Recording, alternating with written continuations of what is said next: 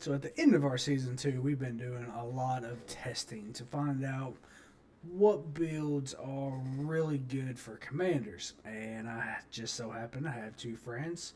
This is kind of a shout out to Shadow and Queen that play in my fellowship, and we're really good friends. So today's video is about Komul. We're going to talk about two builds that they both think they're the best.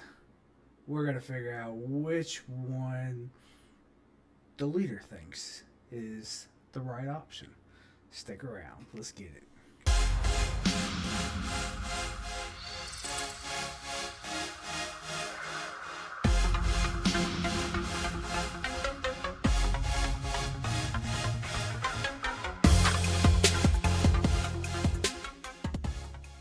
What's up, everybody? Welcome back to CO Gaming, and today we are going to talk about Komul.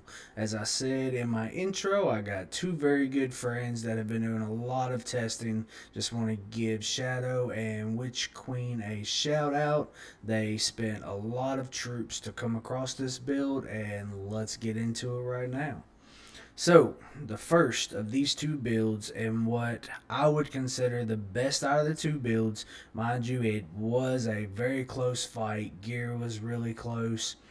Really good fight overall. So, the first thing you're going to want to know is this is a tier 3 build. As I do in my videos, it is a best build scenario, but this is a tier 3 respect 3 build. So the first thing you want to do is put your 15 points into Ring Wraith. Against all enemies, burn, poison, and focus damage received plus 30%. Then after you put those 15 points, put 7 points into Nazgul Screech. Round 1 against 2 enemy units, 100% chance of inflicting stun, and inflicts 164% focus damage continuous. Once after the stun effect ends, effect modified by focus stat.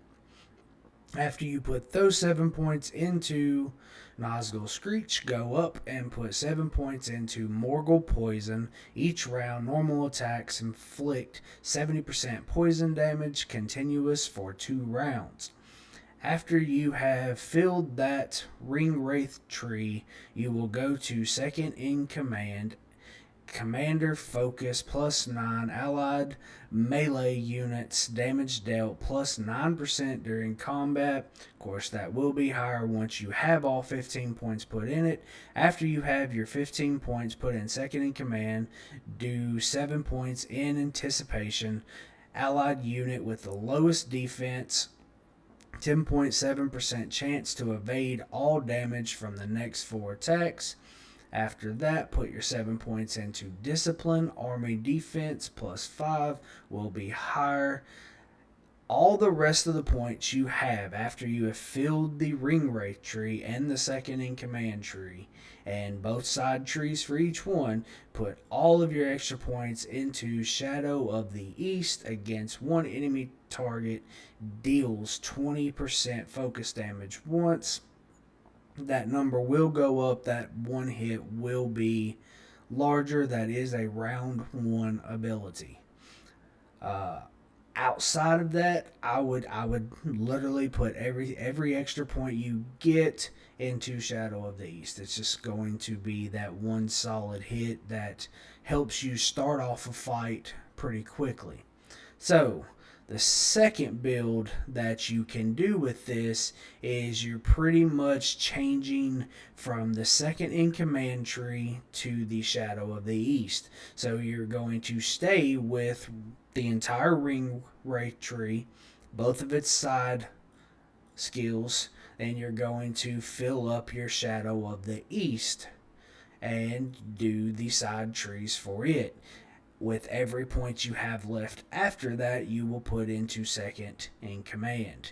So, you're wondering what a fight like that looks like. So we will go over here, and it did pull a draw, but as you can tell, running Komul versus Khamul, it was a really close fight, but after many hits, many sessions of testing, the best build is going to be the first build I gave you, running the second in command Ring Wraith and putting the rest of your points into Shadow of the East.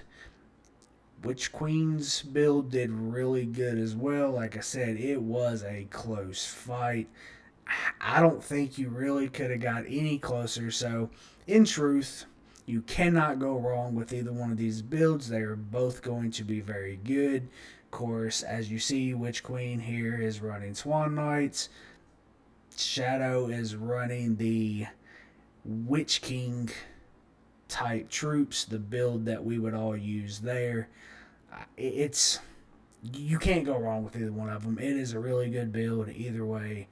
I do believe that Shadow's build is the better build of the two. It's the one that I would personally run, but personal preference. Say it in almost every video.